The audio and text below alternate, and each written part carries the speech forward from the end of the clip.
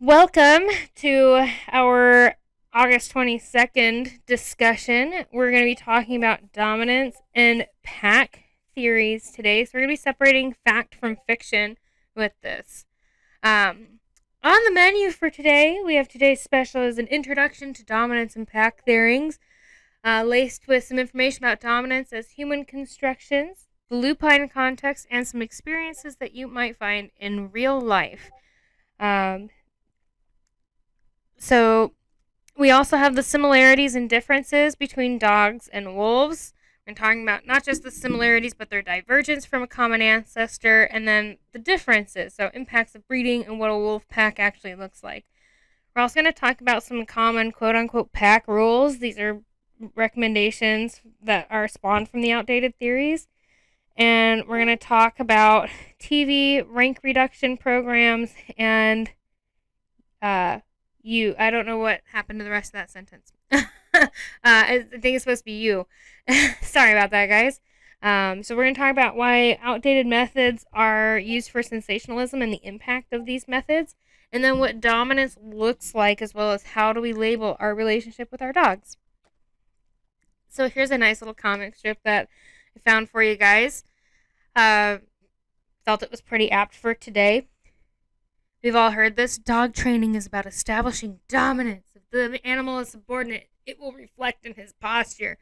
I'm doing a free seminar tomorrow.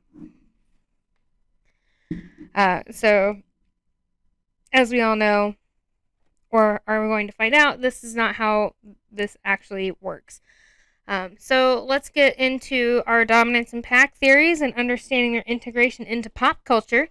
And of course, guys, as always, if you have a question, feel free to just jump in and type it in the channel. I'm more than happy to answer it as they come up. You do not have to wait for me to ask if you have questions.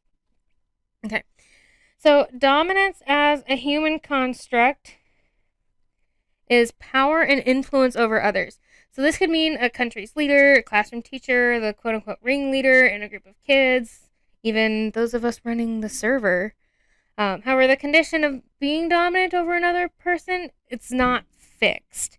A person's influential status doesn't transfer to all areas. So, for example, a classroom teacher has power in the class environment, but her boss has quote-unquote dominance over her, and likewise, the teacher's parents will have more influence over her, and so on. And so, translated to wolf packs, the quote-unquote alpha may also change as they age, or other wolves within the pack may change status as they leave and go in search of a mate. Okay. So now in our lupine context, we have a drive that's directed towards the elimination of competition for a mate. So we see this a lot if you watch nature documentaries. We hear like the dominant male has established his territory. Apparently that's my impression of David Attenborough.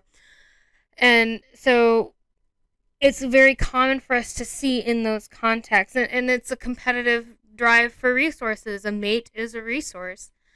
And then a breeding pair of wolves should be viewed in the way that a human family is raising their children. So the wolf pack actually consists of the mature breeding pair and the offspring, which will become quote-unquote naturally dominant over the second litter. They're older, they have more experience, they are going to be able to teach. And then, as with the human version, the applicability of the wolf version of dominance really does not apply to pet dogs. So, due to the ability of humans to control and eliminate when a dog can breed, the wolf-related definition of dominance doesn't apply. Okay. So, now we have the integration into pop culture. So, let's talk about the monks of New Skeete for a minute. Who the heck are these guys? So the monks of New Skeete, they're an Orthodox Christian sect monastery in upstate New York in the U.S. They've been breeding German Shepherd dogs since the 1970s to help support their community and their monastery. They offer training programs for dogs in addition to their breeding services. Now, back in 1978, they published a book called How to Be Your Dog's Best Friend, and it was based on dominance and pack theories, which were very popular at the time. They are Cole's favorite authors. So in their books, they recommend tactics such as sustained, this is a quote from their book, by the way, sustained piercing eye contact when your dog has done something it knows it should not do, such as snapping at strangers, and learn about wolf behavior. And we're going to talk about why that's not appropriate.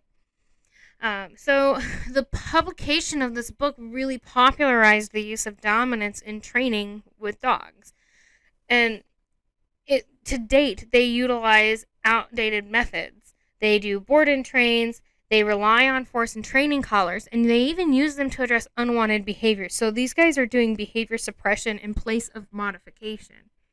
And this is just from their website. So in the big block, it says, in addition, over the years, we've had great success integrating remote collars into our training program. They go on about how they use low-level electrical impulses. We all know how e-collars work, or most of us do at this point. But they're using them while also, quote-unquote, adjusting unwanted behavior in less time. And it says in less stress, but we know that's not correct either. So these guys are using quick fixes. On the right side of this, these are the things that I've highlighted in different colors for a reason. So orange is like your red flag. These guys are offering to help with behavior difficulties. They use remote collars, and any other training collar used comes with their program. It's a 2.5-week board and train that they charge $3,300 for. They're charging more than $3,000 to shock your dog. The only thing that's highlighted in green, which means the only thing they did correctly on here, is they said, please note that some behavioral issues may require a longer or different program than offered at New skeTe. So they're not doing a whole lot that we really advocate here in Creature Teachers, and they're still using the same outdated methods that they've been using since the 1970s. So they certainly have not kept up to date with behavior. One thing that we do want to make sure that we're careful about is that because of the popularization of these theories, you need to make sure you're considering your behavior sources very carefully. So despite veterinary and other animal care professionals being considered go-to persons for information on the behavior of our dogs, there really is a severe and concerning lack of up-to-date information of canine behavior with these professionals. Just painting with broad strokes here. Often, in veterinary medicine, professionals will advise clients to perform alpha roles, be the pack leader, or even call animals in their care inappropriate names due to this misunderstanding. And most commonly, this occurs when an animal acts in a way that is not cooperative, and the professional or professionals handling that animal misinterpret the behavior as being spiteful, unintentionally cooperative, dominant, and so on, rather than as responses to fear, anxiety, and stress. So make sure that you listen and watch for red flags that indicate that your animal care professionals don't have modern understanding of behavior. And make sure that you're advocating to the best of your ability. This is not just in the veterinary field. This is also in grooming as well. Yes, as Tony said, we just got to wrestle them dogs into compliance. That's the only way to do it. Unfortunately, that's how a lot of people see it. In my time as a veterinary professional, I don't even know how many dogs I've seen just held down for procedures. Even though they were screaming and kicking, flailing, they were just muzzled and it was just done. And I am forever grateful to be in a fear-free certified practice where we do not do that. And not only do we not do that, but we see patients that we have to undo the damage wrought by that. And so make sure that you're advocating for your pet. If that means that you have to draw the line with your vet, do it. Okay. Before I move on to dogs versus wolves, does anybody have any questions?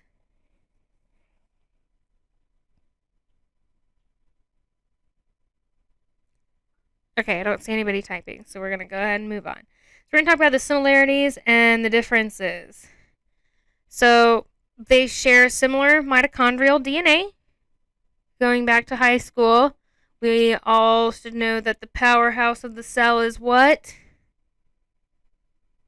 The mitochondria.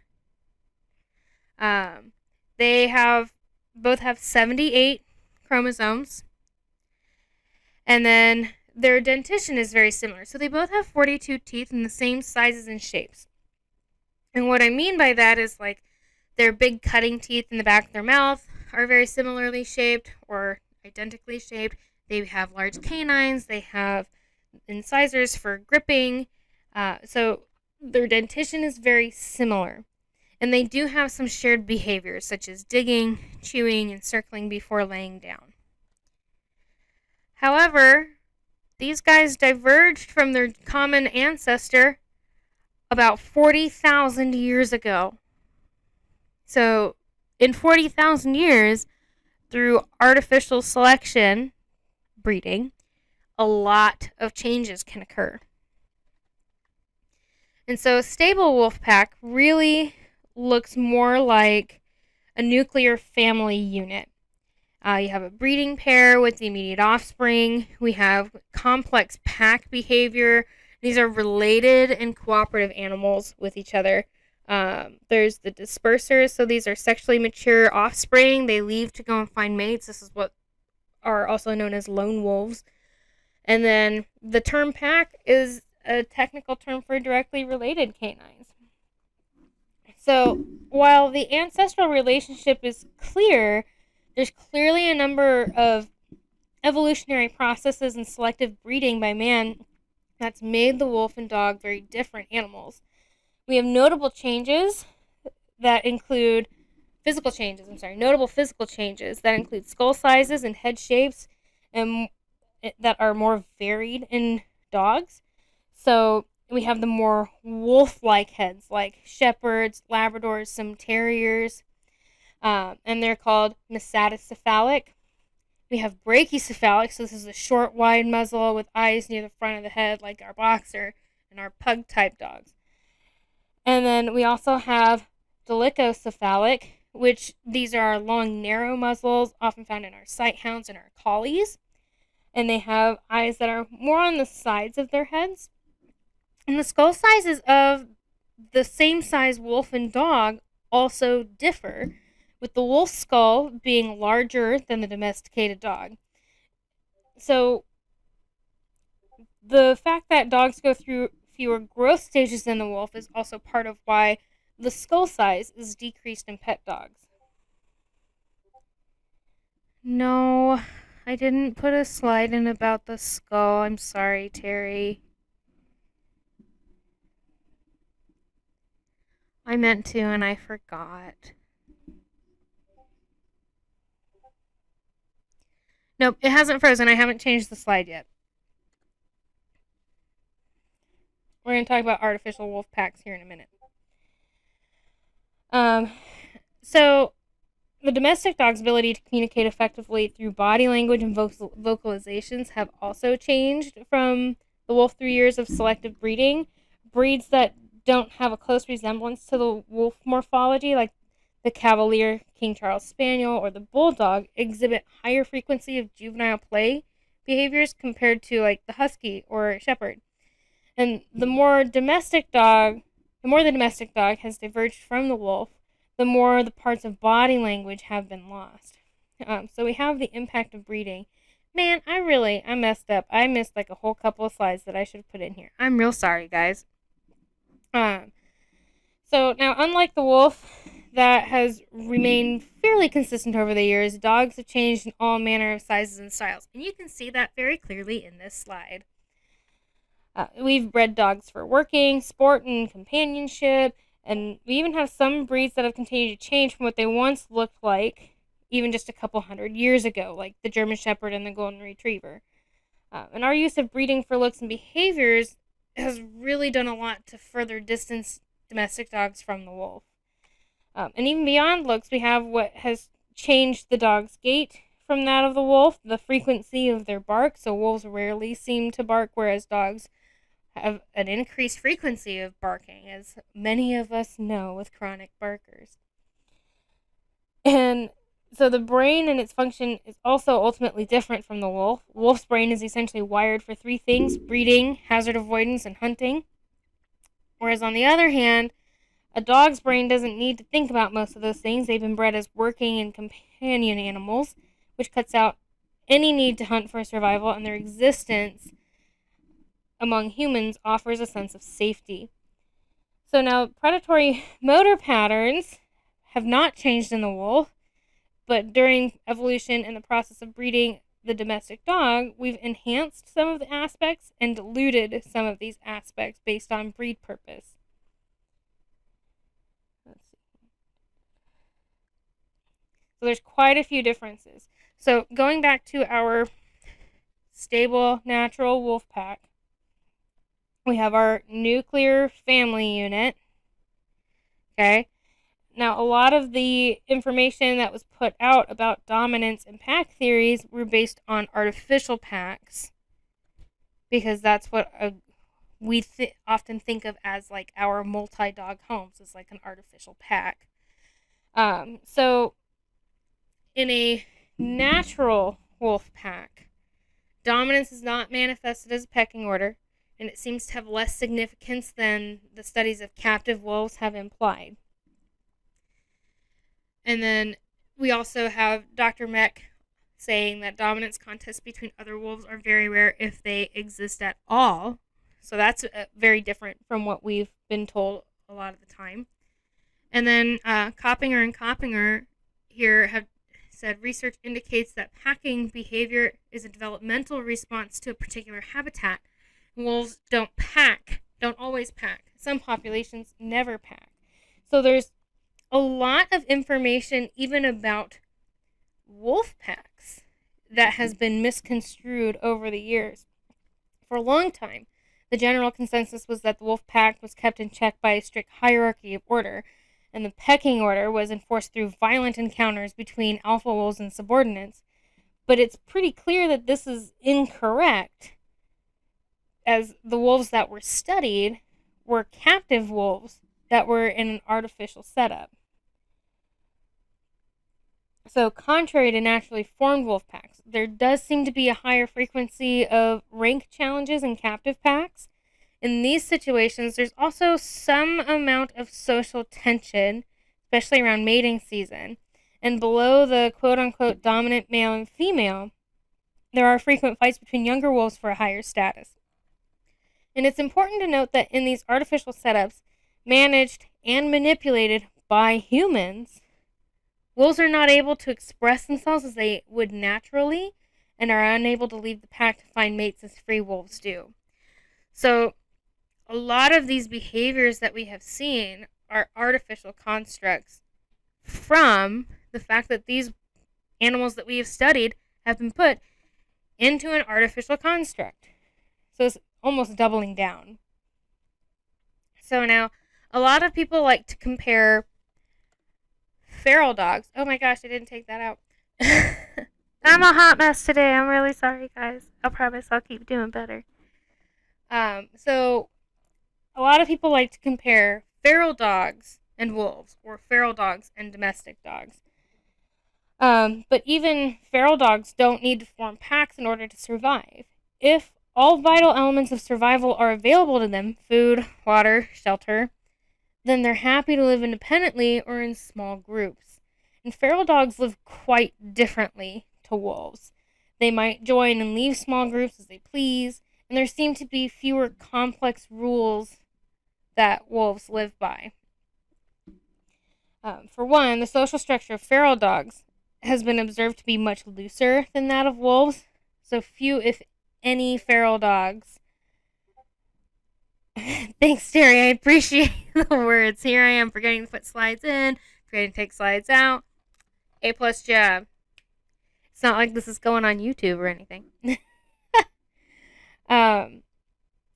So, now few, if any, feral dogs are related to each other, and if a female comes into season, then any male can mate with her, and the female is often left to raise pups on her own, which is quite different from the cooperative family unit that we see with wolves, where other members of the group will pitch in to help raise the young.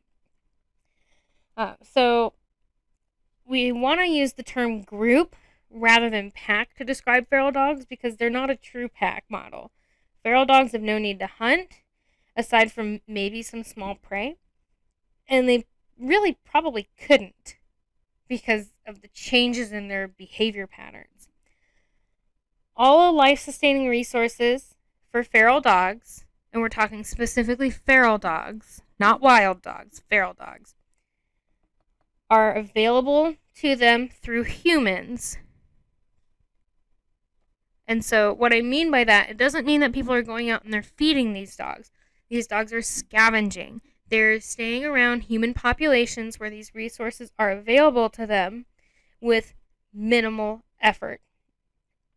And so now that we've established that the dog is not a wolf and that the wild wolf packs are essentially cooperative family units, we're going to look more into the myth behind some common misconceptions of the dominant dog. And before we do that, does anybody have any questions or comments?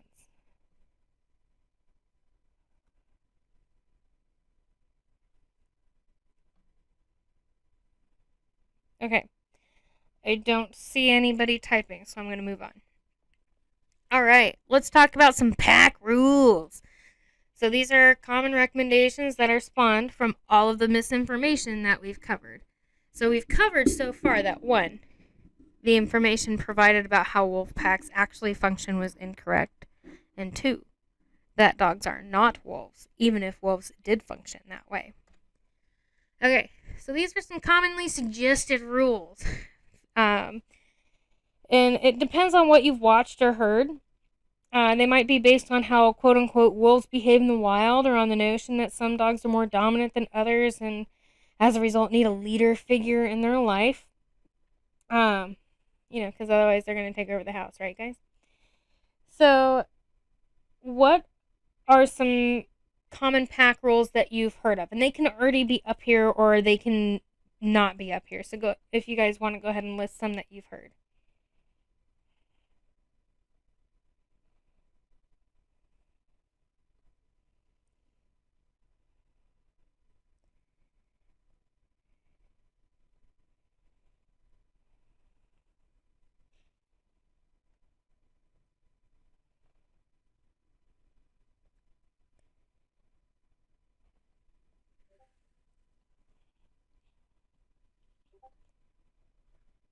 The funniest one is that dogs cannot perch on top of furniture or ledges like the lion pack. Okay, that's interesting. I haven't heard that one.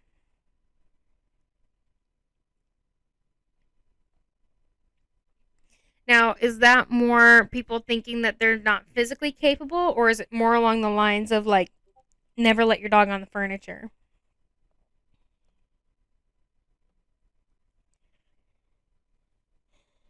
Oh yeah, greeting family before you greet the dog. Yes, yes. That's to keep them in check so they know they're not important.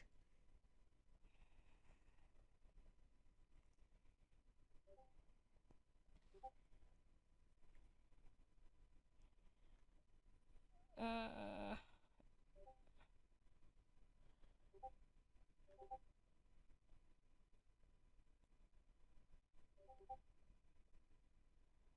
oh my gosh, this is a whole list. Oh my gosh. Oh man. Okay, so we're gonna go through the ones that are on here, but I now have a new list that is very interesting. So not to let a horse ever touch you because dominant horses take space. Okay, yeah, so space is a big one here. So let's start with eating. Always eat before feeding your dog. And so this rule's kind of based on the misconception that the alpha eats first, which, as we discussed, is not the case. So remember that the female has invested 50% of her genes into these cubs, and it would be her priority to ensure their survival. Considering this rule doesn't even apply to wolves, it certainly shouldn't be applied to our pet dogs.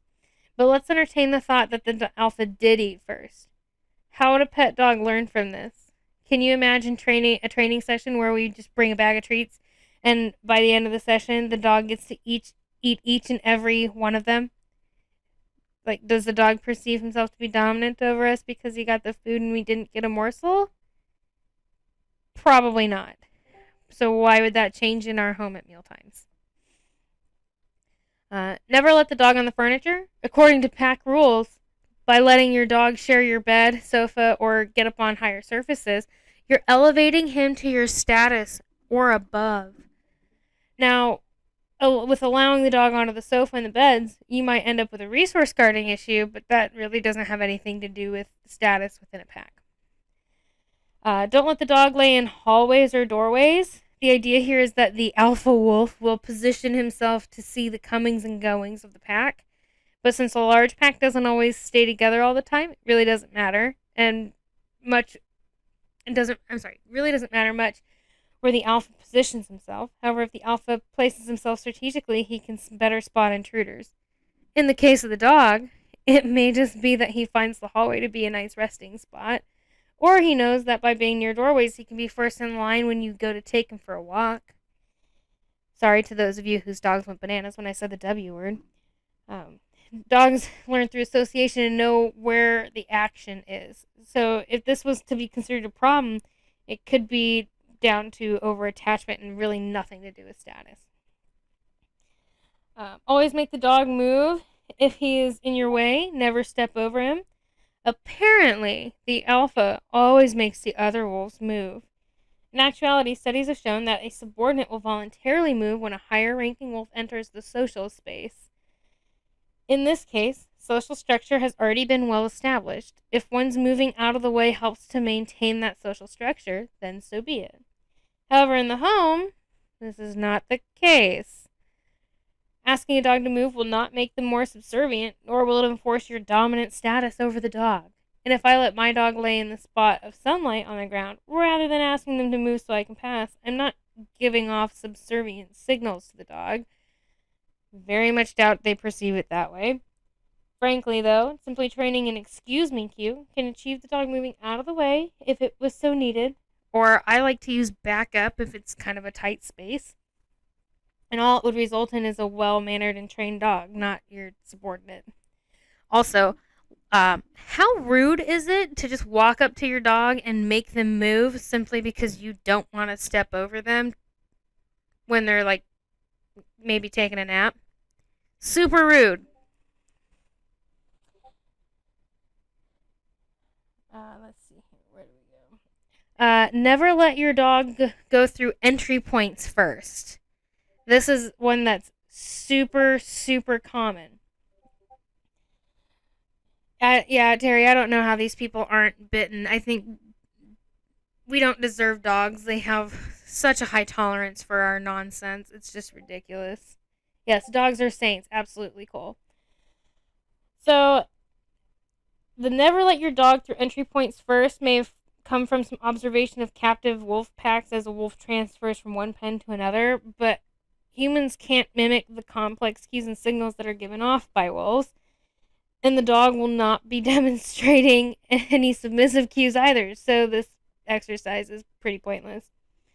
Now, I do personally follow this rule for external doors from a safety standpoint.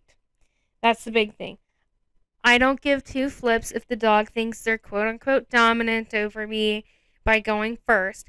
I'm going to ask them to wait politely at an external door until I have made sure that the path is clear and it is safe for us to proceed. That is the only reason that I do that. And by safe to proceed, I mean I have keys in hand, I have leash in hand, there's nobody out there in the walkway, there's not another dog that's barking its head off. You know, those sorts of things are fine. It's not about social status when it comes to that. It is about making sure that you are advocating for yours and your dog's safety. Okay, so, yeah, like getting the long line on for Zuko, absolutely. Never let your dog pull on the lead. I think this is probably one of the most common ones that we hear. So they might try to take control of the walk and dictate where you both go. So, contrary to the belief that the alpha is always in front, uh, Dr. Meck observed that while the alpha will decide the route, may not always take the lead in the front. Leading a pack can be influenced by youthful exuberance and estrus. So they may have the youngest members in the front. And another fact to point out in a case is where the wolf follows a river or game trail and so on, it's quite obvious that where they're going, and so any wolf could really forge ahead temporarily. The reason that dogs pull on the lead has nothing to do with dominance. It's so simple. It's so simple, it's going to blow your mind, guys. Dogs pull on the lead because they have 4 legs and therefore walk faster than we do. I know, it's shocking. Shocking! Who'd have ever thought? Yeah, mind blown. Yes. So this is where, again, training comes into play. We want to reinforce the dog for being within proximity for us and having slack in the lead so that we can take them for pleasant strolls and we can enjoy it as well. So we want to make sure all parties involved are enjoying the exercise. It has nothing to do with rank. Always winning tug of war. This sounds super fun. Super fun for the dog. So this most likely comes from the notion that the more dominant wolf in pack would win a game of tug over resources like food. But actually, wolves will dissect their food, and they do so for very practical reasons. The act of tugging against one another makes the prey meat easier to access and get to the bone. So in these situations, the wolves will eat whatever bit of food they end up with afterwards. They're not competing with each other. They're working together to pick apart the prey so they can actually consume it. So now, some observations from researchers at the Southampton University noticed that dog-dog play is more competitive than dog-human play. They did conclude that this could be so that the relationship is not affected much after dog-human play, in contrast to other studies that suggested the opposite. So there's not really much of an answer here. But if resource guarding is something of a concern, then training a reliable leave and drop or give cue can be really helpful. Play is really important for dogs to learn and bond and engage with us, and the act of tugging is a very natural behavior. And even in dogs that don't have a natural tug, you can teach it. And how do we teach it? By letting them win the game, so they learn what the objective is, that it's to pull the toy. So now, if you never let your dog win, it's really not going to be much fun. And if you're trying to teach your dog to pull on a toy, but you're never letting them win the game of tug, it's going to be a lot more frustrating for both parties involved to learn the game. So it has nothing to do with dominance. Nothing.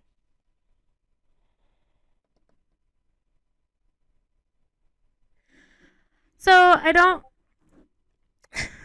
think it depends on the dog with that, Terry, with the resource issue. So if you have a dog that's less secure, then it may be helpful. But really, I think the big thing with, reducing resources guarding is just making sure that they understand, like, hey, I'm not always going to take things from you. When I'm around things that you like, good things happen. And if I do take something from you, it's going to be worth letting me have it.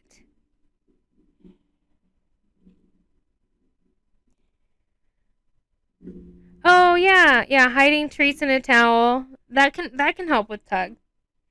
It's not something that I commonly use because I find a lot of dogs like to start trying to chew through those through the fabric. But yeah, stay flexible. Do what works for the individual. Now we're going to talk about our absolute favorite suggested pack rule, which is the alpha rule. So the concept of this is to put your dog onto his back, most often forcefully, to establish your rank as the top dog. So this was brought into the mainstream by How to Be Your Dog's Best Friend by the monks of New skeTe. Oh my god, what? Them again. Yes, them again. So, as we talked about, their work was and still is based in the erroneous concepts of dominance and pack theories, despite all evidence to the contrary. So, it is also important to note that in the wolf pack, subordinate wolves will naturally display these submissive behaviors as reactions to the cues given off by the breeding wolves.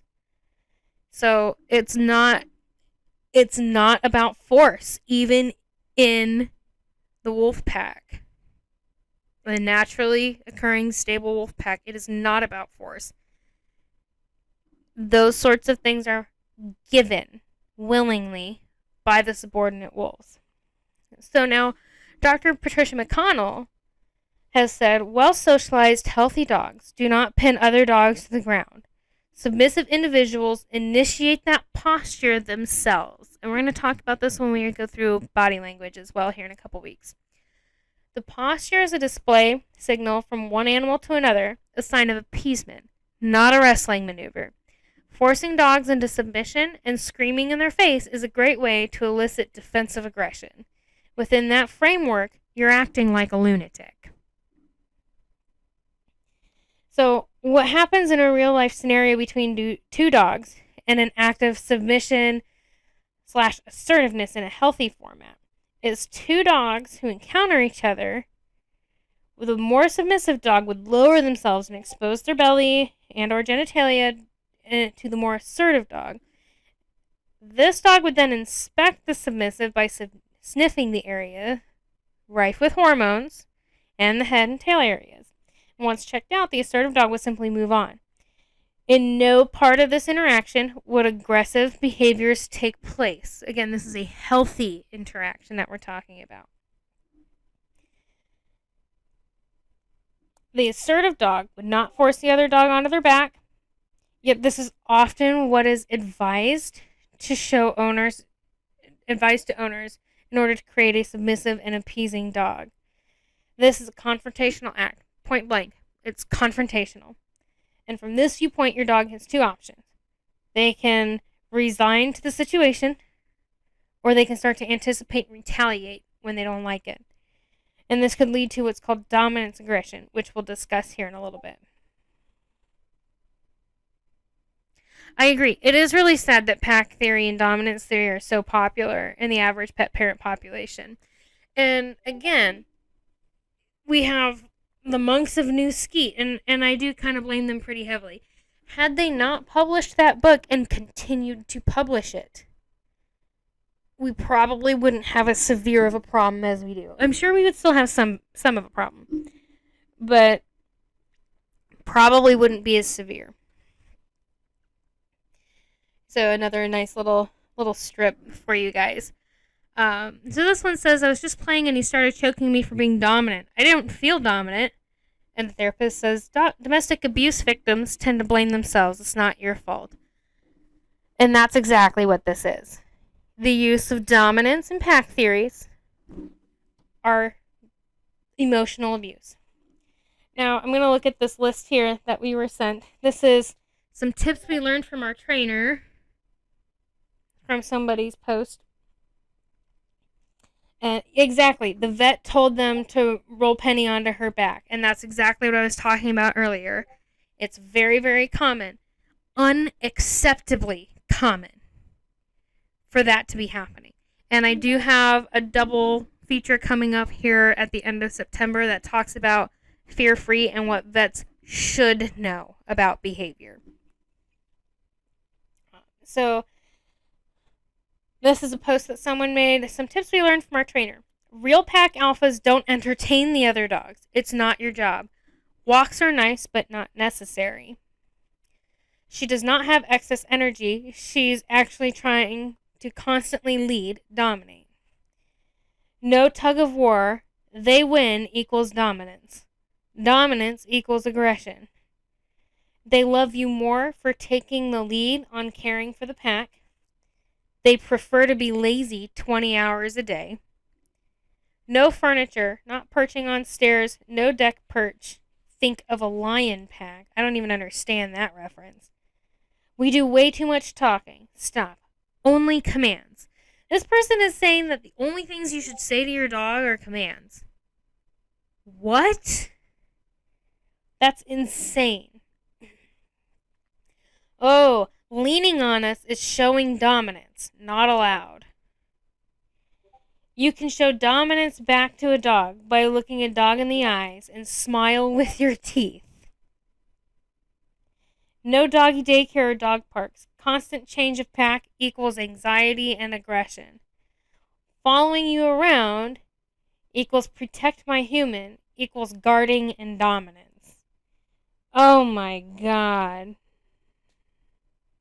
That is one of the most insane lists I've ever seen for pack rules. That's just bonkers. Okay. So, now dominance in real life often is a result of what's called dominance aggression and what we now know as resource guarding. So, resource guarding, dominance is a concept found in traditional ethology and is related to an animal's ability to maintain and regulate access to resources. This behavior that we do see in our dogs, whether it's access to desirable sleeping, a spot on your sofa, a chew toy, or even access to you or your property. In this scenario, dominance is more about winning or losing access to resources and not about status. It can also be a learned behavior in that sense that a dog who has learned that using threats of aggression work in allowing him to maintain his resource. And he may continue to repeat these behaviors. So, this is why we recommend the things that we recommend for resource guarding. Because if you force your dog and they show aggression and you back off, they learn that you are, one, more likely to infringe upon their space than they want.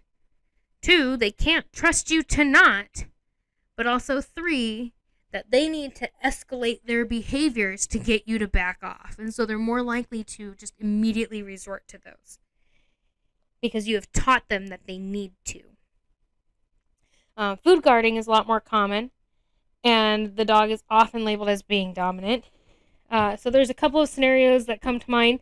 And both are totally preventable.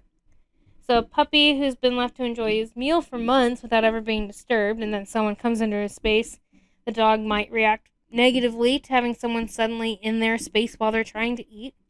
Otherwise, a dog who's allowed to do whatever he finds emotionally and physically reinforcing will seek to repeat these behaviors, such as sleeping on your family bed. And if you suddenly start to deny access, it can result in him being more keen to guard and protect that space than that he's previously been allowed to access to. So that's why we don't want to just suddenly cut off access to resources unless it is a health hazard. So they just don't truly understand the concept of ownership, but dogs are aware of resources that are rewarding for them to keep.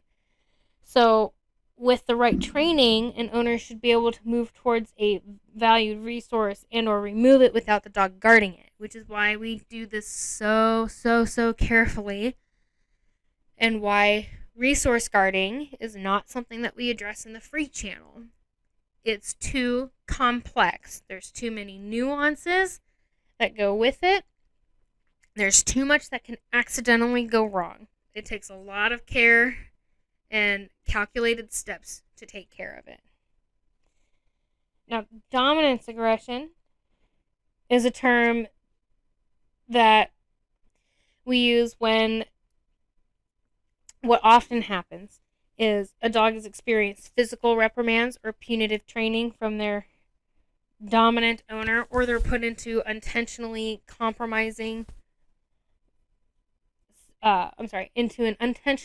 unintentionally uncomfortable position.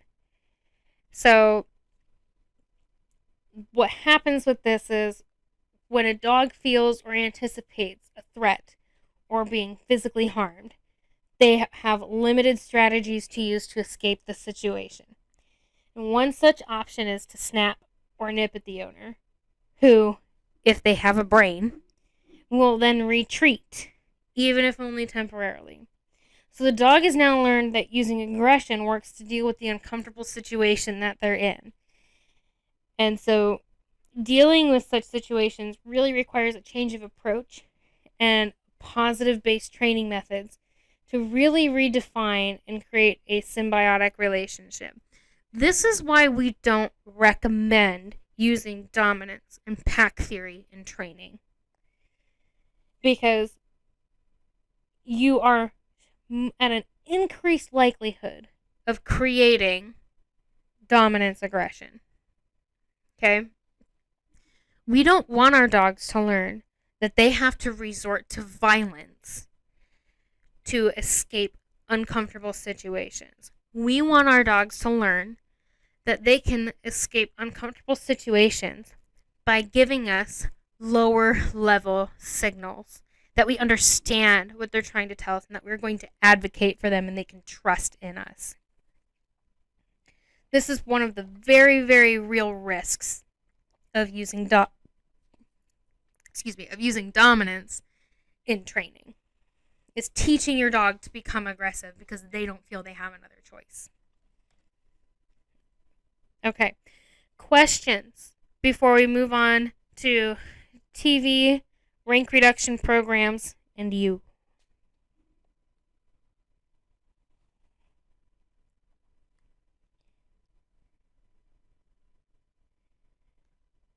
Okay, I don't see anybody typing, so we're going to go ahead and move on.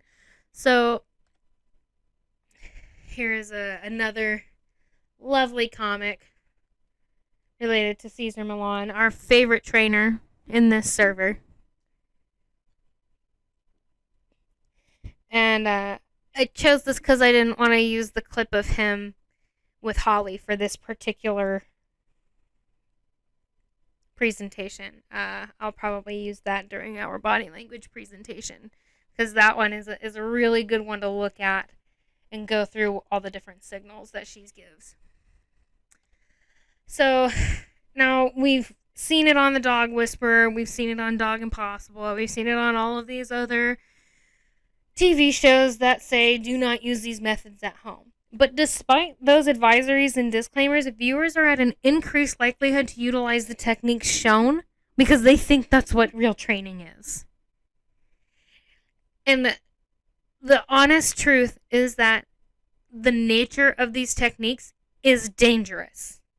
And it is nothing less than irresponsible, at minimum, for trainers to use them so publicly and persist in their use.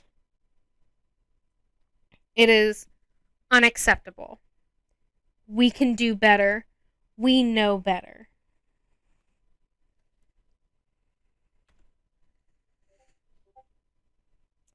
Yeah, it does surprise me that National Geographic is who publishes CESAR MILLAN's stuff. And I believe they also have published Dog Impossible. And then CESAR MILLAN is being put out on Disney+. Disney+, guys. Disney+, a children's platform. They are putting this out on. It is unacceptable. It is dangerous. It is teaching children and families to abuse their dogs in the name of misinformation because it makes for exciting TV.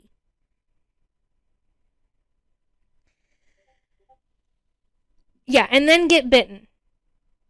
Yeah, exactly. How to get your kid bit by a dog 101. People don't understand. These shows are heavily edited and they don't follow up.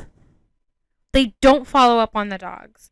CESAR MILLAN has been in court multiple times for animal abuse. He has been shown on television stringing dogs up by their collars and other unacceptable interactions. These animals are suffering because people refuse to update their methods and train humanely. And the problem with these shows is just, I could go on forever about the problems, but these are our primary problems. So they're not only promoting debunked behavior theories, but they're displaying the methods as cure-alls. Every dog is labeled dominant. Every dog is labeled aggressive. Every dog is given the same quote-unquote exercises with their people to do. And these cause a sudden and intense upset to the dog's lifestyle. It's awful. These popular TV shows have recently made the statement that behavioral problems are a result of the dog's insecurity within the family pack. And this is wholly untrue. A behavioral problem is simply that. It's a behavioral problem. And these shows that promote a cure-all for issues using these rank reduction programs are really not addressing the cause themselves. Yeah, and they are exactly cool. They are also advertised as last chance for dogs on the verge of euthanasia, when in reality it's not effectively modifying behavior. That is exactly right. So a typical example seen on TV shows is where a dog who's been used to getting affection on the furniture will suddenly no longer be allowed to participate in these activities. Joining their owners as they eat at the dinner table or sitting on the sofa is denied, along with other activities that may have become an integral part of the dog's daily life. So this is a huge upset to the dog. This is a massive change in their routine. In rank reduction programs, or nothing in life is free methods, they utilize nothing from natural or captive wolf pack environments and are psychologically cruel.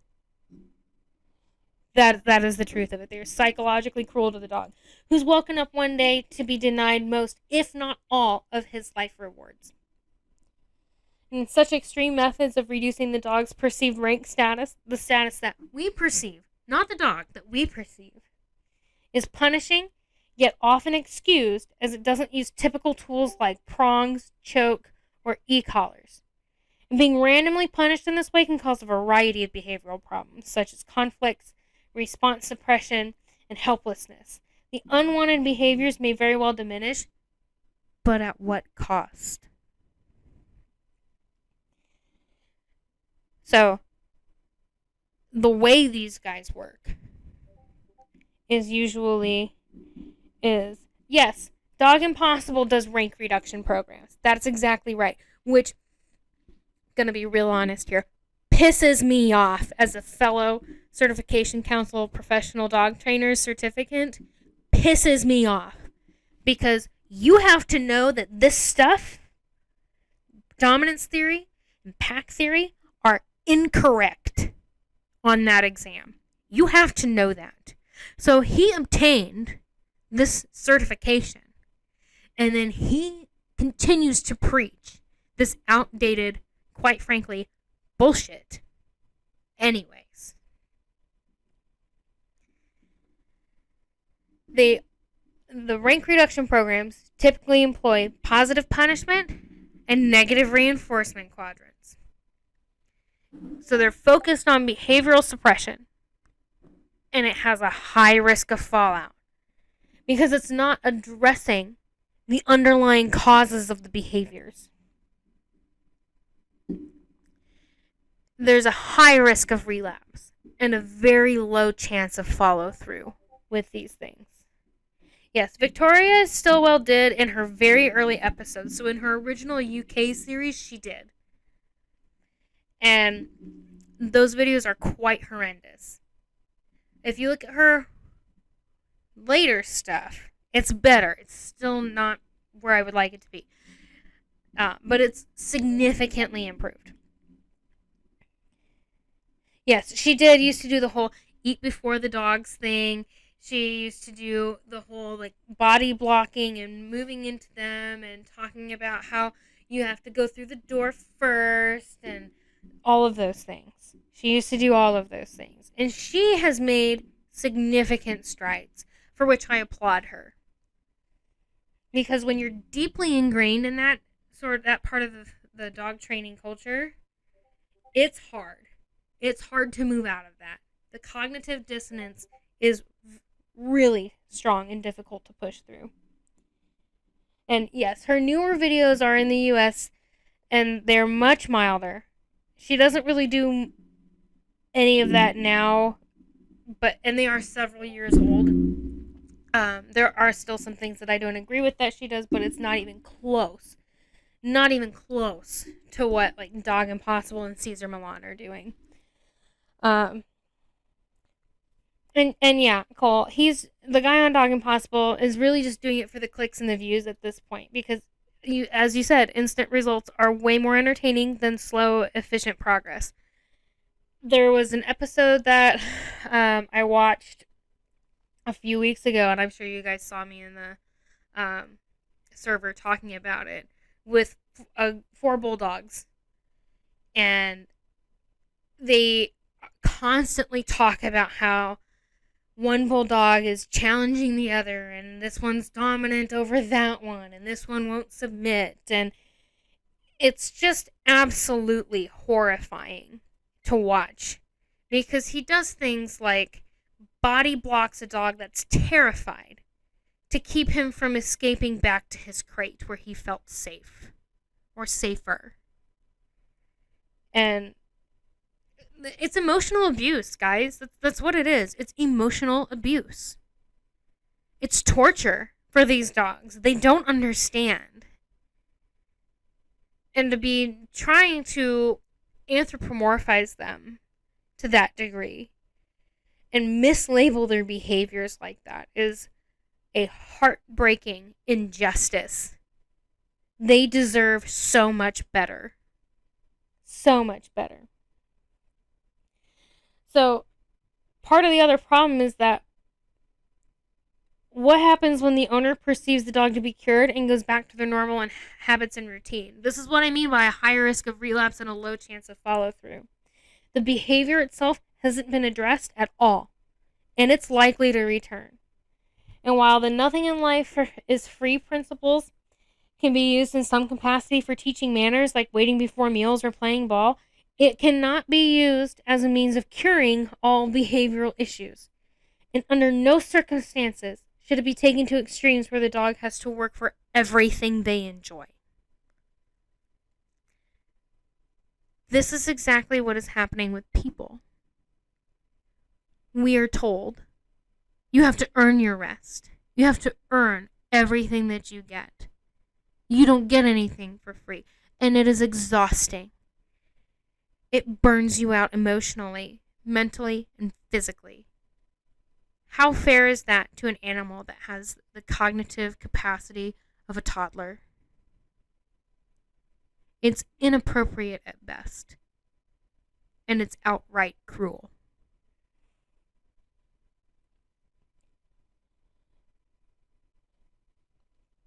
The problem with these rank reduction programs is that they can appear to be working, and an unknowing owner might not be able to tell the difference between a dog that's obedient versus a dog that is shut down. It denies them rewards and randomly punishes behavior to suppress the behavior. And it might be the ones that the owners of the dogs are looking to suppress, but you'll also find that the trainers quote unquote identify other problems that they choose to integrate that do not actually matter. It's unlikely to be long lasting, and it doesn't get to the source of the issue, which is why we don't recommend them. Oh look, I misplaced a slide earlier. Sorry guys.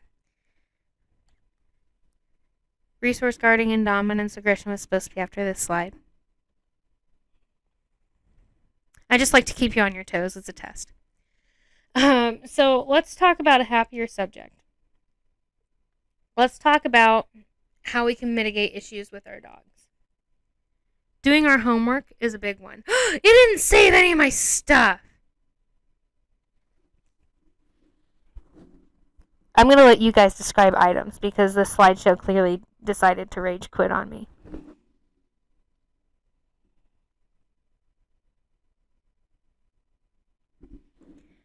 What does doing your homework look like? What does responsible sourcing look like? What does socialization, true socialization, look like?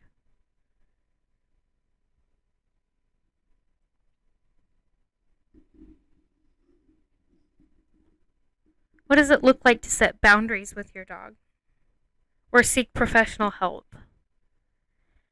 Why would we start early?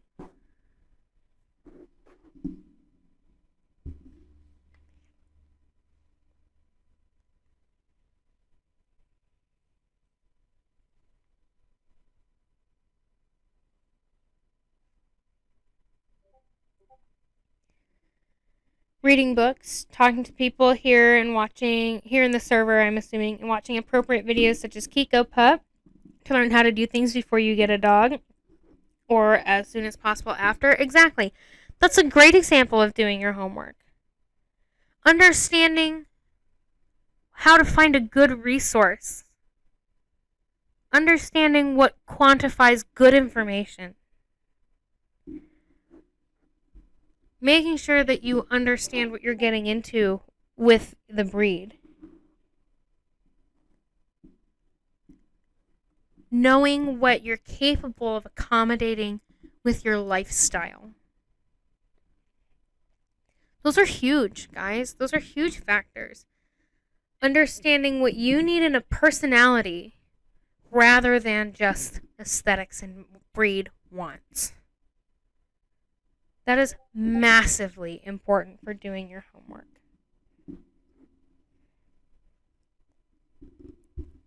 Exactly. Socializing. Expose a dog to various people, dogs, surfaces, and so on, but not forcing the interaction. That is huge. That is so important. How many dogs do we see passed around at pet stores? How many times do we see a dog that's nervous taken to the dog park in the name of socialization? We don't want to force it. We want them to have happy experiences. Happy experiences. Cool. For boundaries, I find that words really get caught up in more aversive dominance theory methods, but boundaries are important and can totally be taught in an ethical manner. For example, I taught my dogs to not lick my face by redirecting and rewarding when they didn't. That's a boundary, but it doesn't have to be taught punitively. That is a perfect example, Cole. That is absolutely perfect. We still need to have boundaries, but we need reasonable boundaries. I don't want my dog to be jumping all over me when I come in the door. That makes it hard to get in the door. But I will accept hugs after I've set my belongings down on cue, because I know Keller loves to give me hugs. And I want him to be able to do it, but I want to be able to have it happen appropriately when I'm not trying to set a bunch of stuff down or when I'm off balance.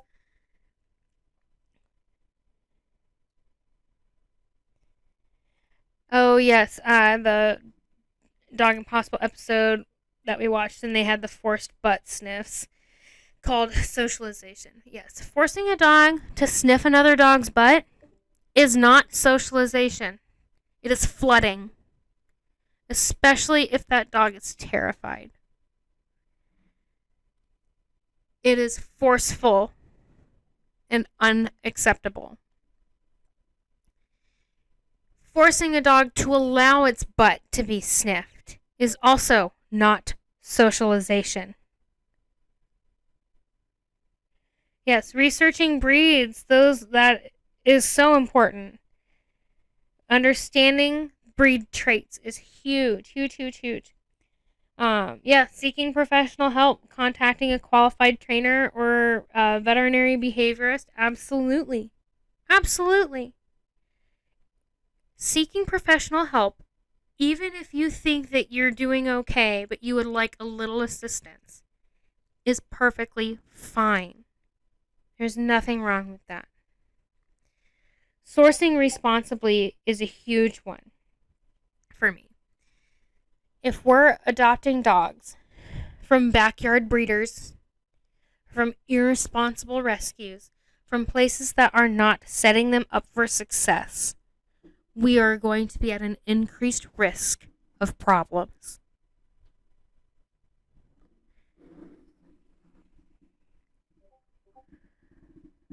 We cannot expect a dog to come from a terrible situation and just immediately thrive. We have to be prepared to work through some things, and that's okay. If you're prepared to work through those, that's wonderful. But we can't expect to just get a blank slate. Absolutely. Absolutely, guys. So setting our dog up to succeed every day from the day they arrive is huge. That's part of our starting early. That is so important. So important. We can't expect a dog that just arrived in our home to understand the routine. We have to help them. And we have to help them as soon as possible to make sure that they get the best chance of getting into our routine and giving them the best chance to show us what help they may need.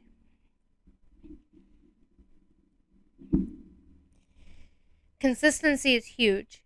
We have to create consistency in the relationship because this creates security and routine.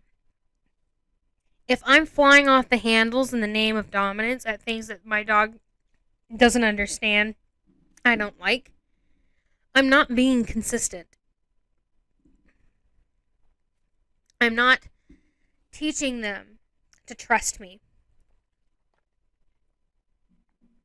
I'm not teaching them to feel secure and that there is routine in the home. We need to learn how to speak dog. We need to learn how to read body language and prevent them from being put in compromising situations to the best of our ability. And this is what I mean by not forcing things. You cannot force your dog to socialize. That is traumatizing. You cannot force your dog to have boundaries when you're not consistent. And you're not teaching them. We have to understand what they're telling us so that we can talk to them and help them. And absolutely, have realistic expectations for their development and how to understand when they're not coping well and need space. Absolutely. Absolutely. That's all so important. So important, guys. So how do we label our relationship? Do we want it to be antagonistic or cohesive? Or mutually beneficial? In the end, we get to be the ones that make the decision on that. We understand that the concept of alpha and pack leader is outdated and detrimental to our relationships with dogs. We also understand that the ways in which some advocate dominance over our pets is just absurd. After all, parents are dominant over their offspring, but very few of them enforce silly rules.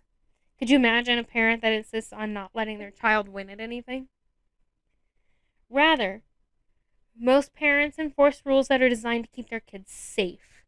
And that is what we should do with our dogs. Ask yourself how you would like to label your relationship with your dog currently. Now ask what label you would like to be able to apply to your relationship with your dog. We all want a strong positive bond with our beloved pets, rather than the confrontational and antagonistic dynamic that the use of outdated and non-applicable theories puts us into. The next time you find yourself at odds with your dog, ask yourself how they're most likely seeing the world rather than applying your own feelings in that moment. And do your best to maintain an understanding of your canine companion based on the up-to-date data.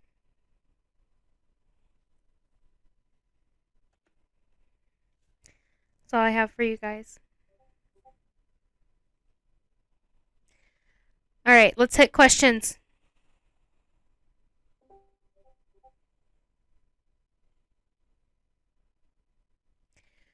Absolutely. Long-term expectations are really important as well.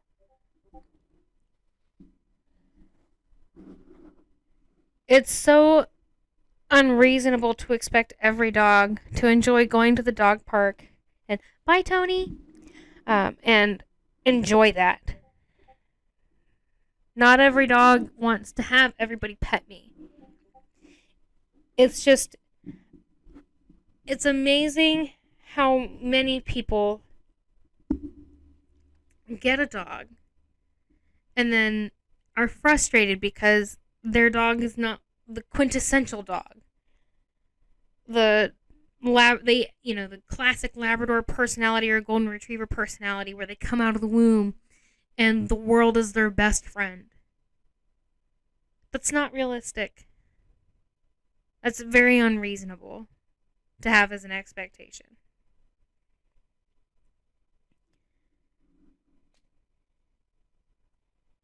It's so frustrating when people have this idea that that their dog needs to allow people to pet them or needs to be friends with other dogs. It's we're not friends with everybody that walks down the street, and we're not friends with every single individual that we encounter even on a regular basis. That is normal. It is normal to not get along with everybody. It is normal to be afraid in new situations. It is normal to have stress when faced with things that you're uncomfortable with. And these are things that we don't give our dogs credit for. These are things that we find frustrating. And that's unfair. Bye, Cole. Thanks for joining. Alright, guys. I'm going to wrap it up. If you guys have any questions, please ask them now. Otherwise, I'm going to go ahead and shut down the show. Next week, we're going to be talking about cats. We're going to be talking about normal feline behaviors, and we're going to be talking about their basic needs. So if you like cats, if you have cats, if you want cats, or even if you just want to listen to the dulcet tones of my voice for an hour, please join us next week.